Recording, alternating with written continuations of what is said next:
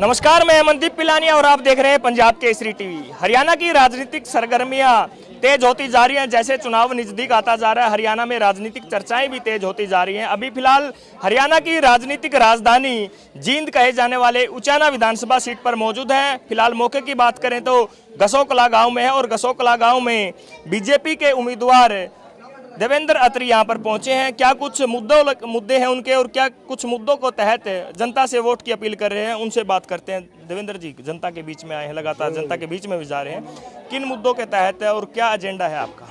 देखिए, एजेंडा सब हर व्यक्ति को पता है।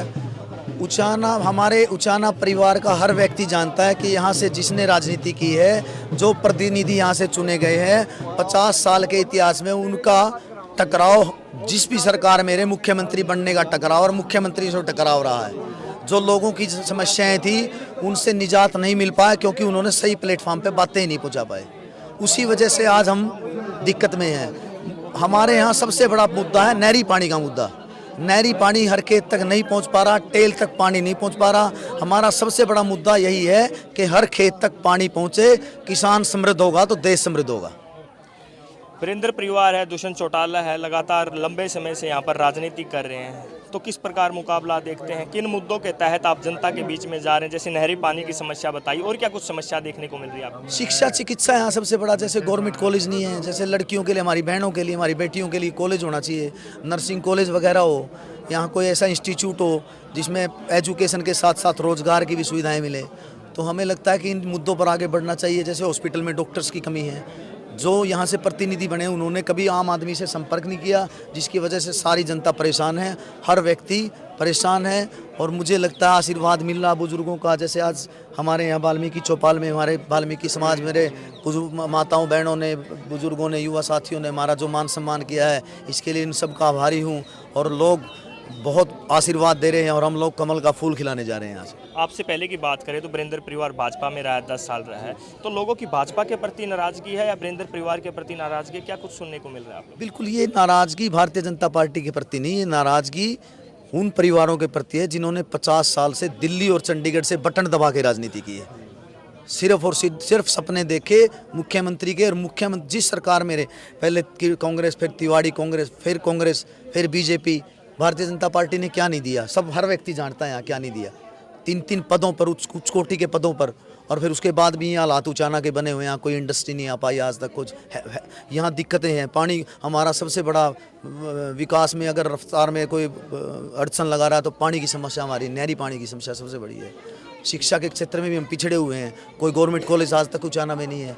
तो जिन लोगों ने यहाँ से राजनीति की, उन्होंने दिल्ली चंडीगढ़ की राजनीति की। यहाँ की जो धरातल की समस्या है वो नहीं समझ पाए और वो उन पर काम नहीं हो पाया। आपको क्या लगता है उचाना में अब तक क्या मुख्य रूप से कार्य होना चाहिए? अगर आप यहाँ से विधायक बनते तो क्या कुछ मुख्य कार्य लेकर चलेंगे? बिल्कुल, देखिए, सबसे बड़ा मुद्दा तो, सबसे बड़ा कार्य तो हमारा, मैंने कहा कि किसान, अगर खेतों तक पानी पहुँचेगा, किसान समृद्ध होगा तो देश समृद्ध हो जाएगा।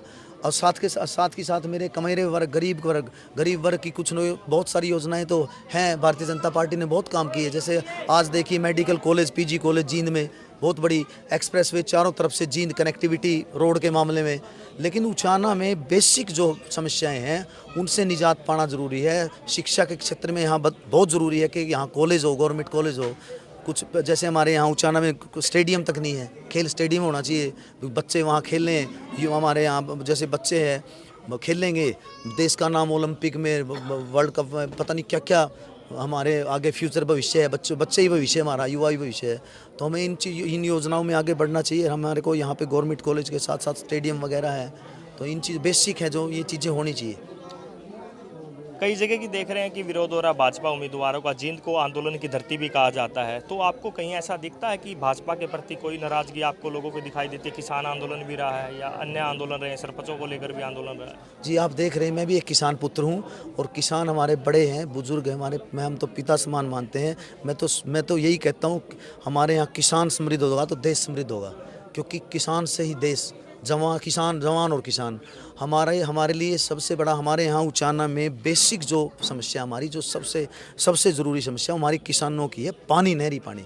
हम लोग उसी विषय को उसी विषय पे आगे बढ़ेंगे। और मैं वादा करता हूँ चाना की जनता को, विश्वास दिलाता हूँ कि नहरी पानी को हम हर खेत तक पहुँचाएंगे, टेल तक पानी पहुँचेगा, मेरा वादा। ये हमारे साथ देवेंद्र चतुर्भुज अत्री थे और इनका मुख्य मुद्दा है नहरी पानी, शिक्षा, स्वास्थ्य को लेकर ये अपने मुद्दों को तहत जनता के बीच में वोट की अपील कर रहे हैं। भाजपा के प्रत्याशी के रूप में मैदान में उतरे हुए हैं। एक तरफ दुष्यंत चौटाला हैं, दूसरी तरफ वीरेंद्र सिंह के लड़के ब्रजेंद्र सिंह है। अब देखने वाली बात है कि कौन बाजी मारेगा। लगातार यहाँ पर राजनीतिक लड़ाई चलती रही है वीरेंद्र और दुष्यंत चौटाला परिवार के बीच। अब देवेंद्र अत्री मैदान में उतरे हैं नहरी पानी के मुद्दे को लेकर, शिक्षा को लेकर और स्वास्थ्य को लेकर और रोजगार को लेकर, अन्य मुद्दों को लेकर जनता के बीच में वोट की अपील कर रहे हैं। जींद से पंजाब केसरी के लिए मैं मनदीप पिलानिया।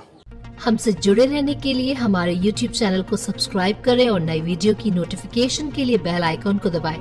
अगर आप ये वीडियो Facebook पर देख रहे हैं तो लाइक जरूर करें और ज्यादा से ज्यादा शेयर करें। धन्यवाद।